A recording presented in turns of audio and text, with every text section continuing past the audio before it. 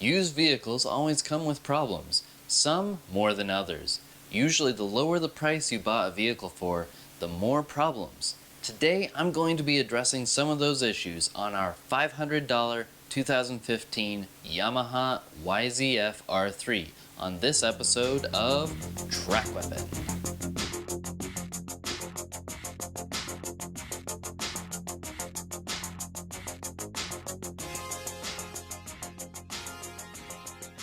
The biggest issue coming into this project was a bent subframe and subframe mount.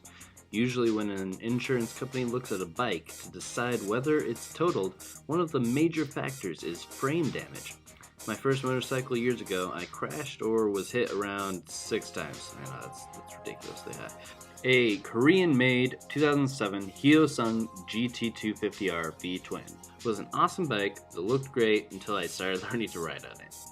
The straw that broke the camel's back for insurance was when a car hit me changing lanes. I pulled off the road safely and even rode home after exchanging insurance info, but after insurance looked at it, they called it. The front subframe mount was completely bent to one side, and this was the ultimate determining factor for totaling the bike. Now, while this R3's subframe and frame mount isn't as bad as that was, it's enough that it'd likely be totaled by insurance standards. However, since we don't care about being roadworthy, we're going to bend it back just to be usable.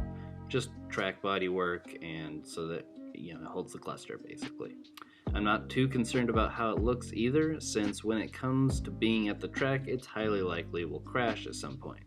We just need it to be able to hold the bodywork, hold the dash, and that's it, period.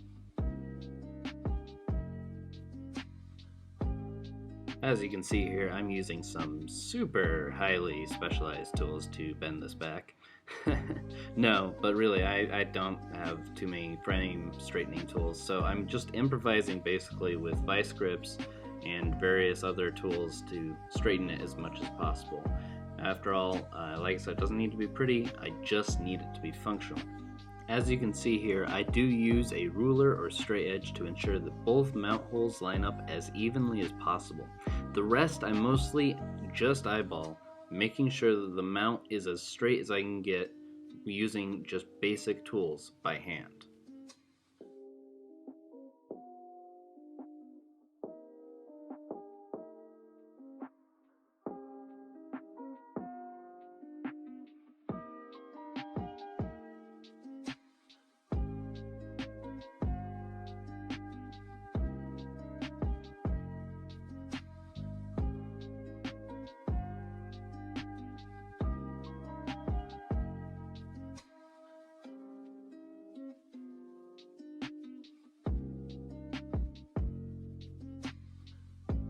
As you can see, it's not pretty, but it is much better than before, and the subframe mounts without much problem.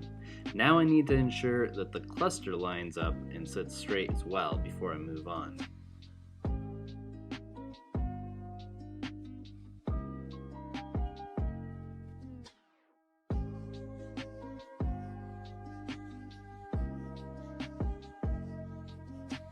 As you can see, not only was the mount bent, but so is the subframe.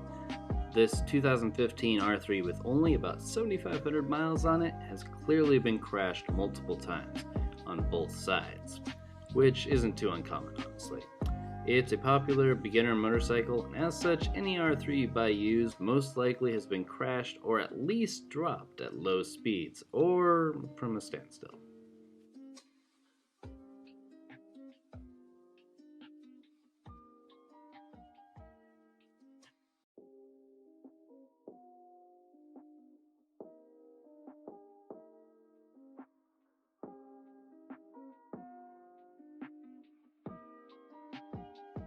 Once the dash has been mounted, the next step is to ensure that the hardware mounting points line up as best as possible. Again, I'm just getting it in the ballpark for mounting race body work in the future.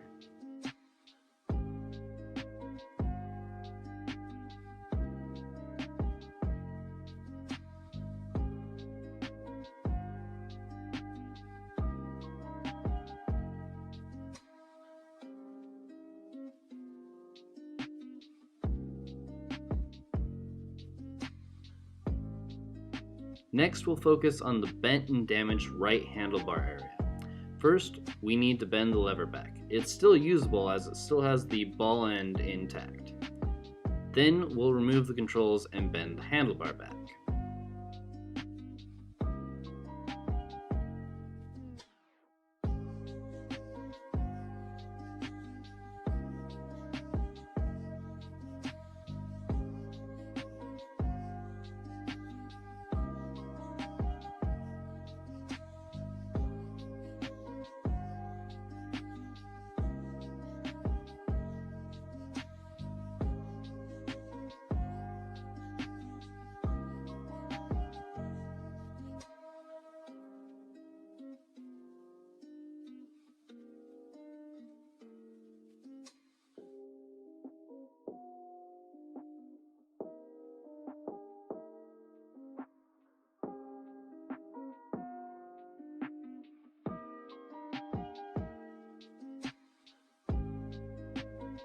Now that everything is off the handlebar, we'll bend it back. We'll be replacing this down the line with clip-on handlebars. This can be made usable again, especially since we don't know how the bike will run, or if it'll run. We just need to focus on getting the motorcycle as close to stock as possible.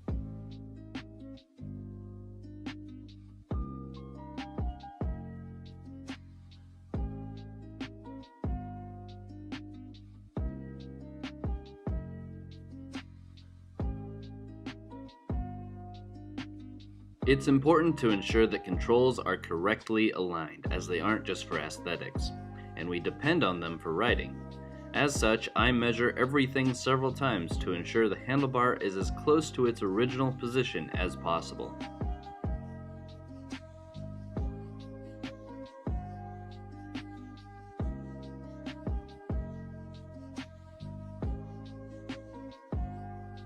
With the handlebar bent back, I remove, clean, and inspect to ensure there's no pitting or further damage. Then we replace the controls and ensure proper fitment.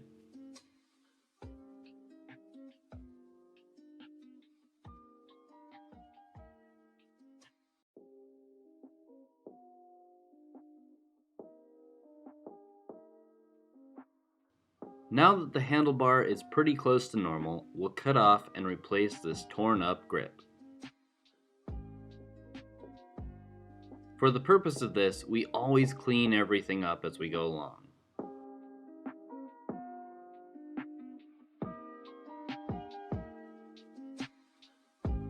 Now we apply grip glue or similar just to ensure that the grip stays in place, especially since this is the throttle side.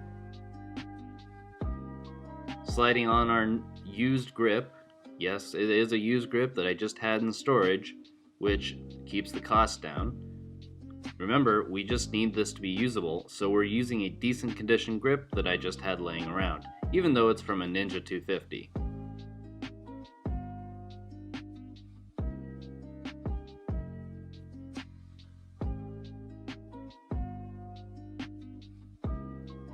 While we're here, I might as well adjust ergonomics and set my clutch cable slack, throttle slack, and anything else control-wise.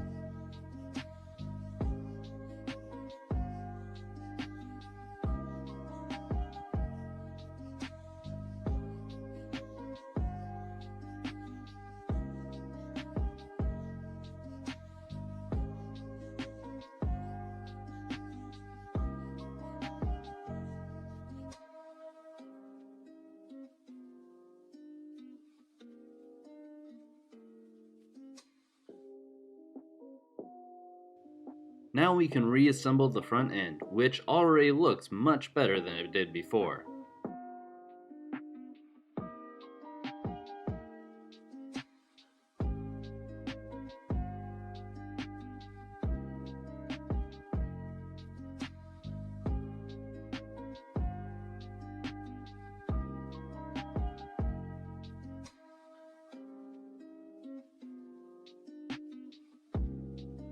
Moving on to the back of the bike, it's time to look at the battery condition, wire condition, and anything else in the rear.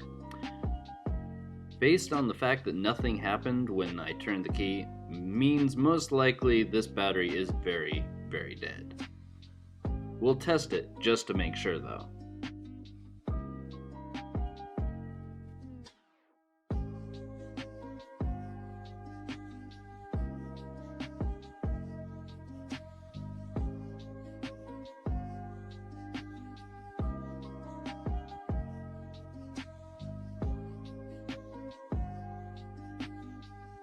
And look at that, a measly 10.16 volts. That's beyond dead. But we'll still try and bring it back to life, the necromancers that we are.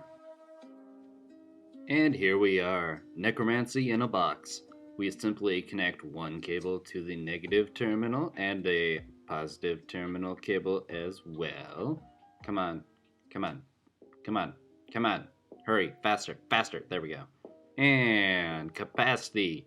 11.3 volts according to this thing, but we're gonna give it a try anyway.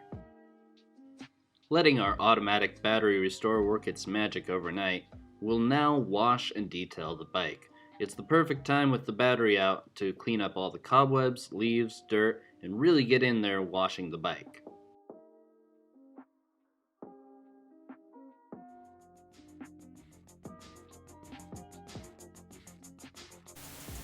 Once washed and detailed, we let it finish drying and let the battery restorer work overnight. That's all for this episode of TrackWeapon. Thanks for watching. Please be sure to subscribe and hit that notification bell to keep up with this build as we repair and upgrade it.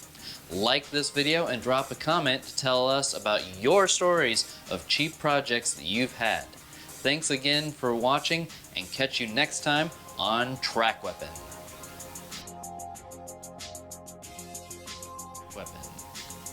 Fuck you. God damn fucking sounds of a computer. Used vehicles always come with problems, some more than others. Usually the lower the price you bought the vehicle for, the more problems. Today I'm going to be...